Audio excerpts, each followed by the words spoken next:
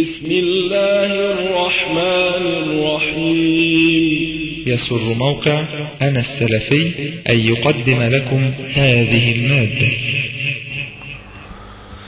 الحمد لله وأشهد أن لا إله إلا الله وحده لا شريك له، وأشهد أن محمدا عبده ورسوله صلى الله عليه وآله وسلم. أما بعد، إذا كان هناك مسجد من عدة طوابق وكانت في الطابق العلوي جماعة، هل تحرم الصلاة في الطابق الأرضي؟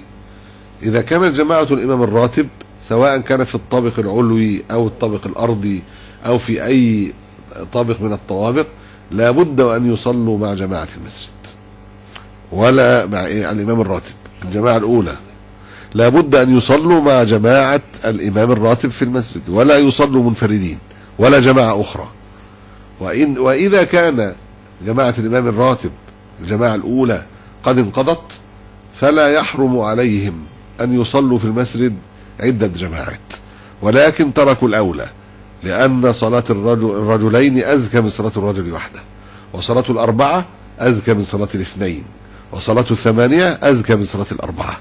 فكلما كثر عدد الجماعة كلما كان أفضل، ولكن لا تبطل صلاتهم ولا تحرم لعدم الدليل على ذلك، لأن إنما الجماعة التي يحرم أن توجد جماعة غيرها مع وجودها هي جماعة الإمام الراتب، لقول النبي عليه الصلاة والسلام: ولا يؤمن الرجل في سلطانه إلا بإذنه.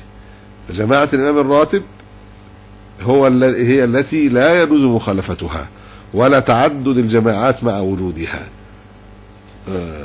بل من أهل العلم من يجعل صلاة المنفرد الذي يصلي الفريضة إذا أقيمت الجماعة بإقامة الجماعة يجعلها باطلة، ويلزمونه بالدخول في الجماعة.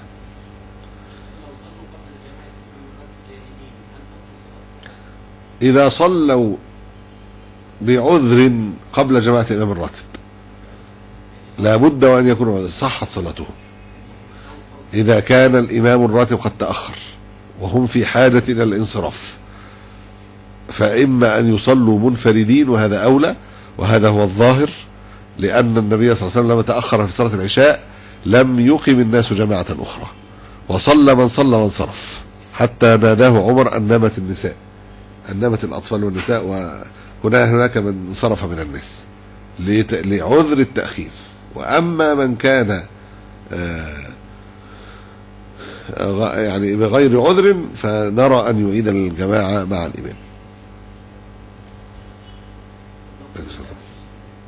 إذا كان مسافر وخاف فوت الرفقة، لا الكلام على خوف فوت الرفقة. الكلام إنه يكون يخاف فوت الرفقة أو التأخر عن سفره أو نحو ذلك، فهذا الذي يعني يصلي، والأقرب أن يصلي منفردا.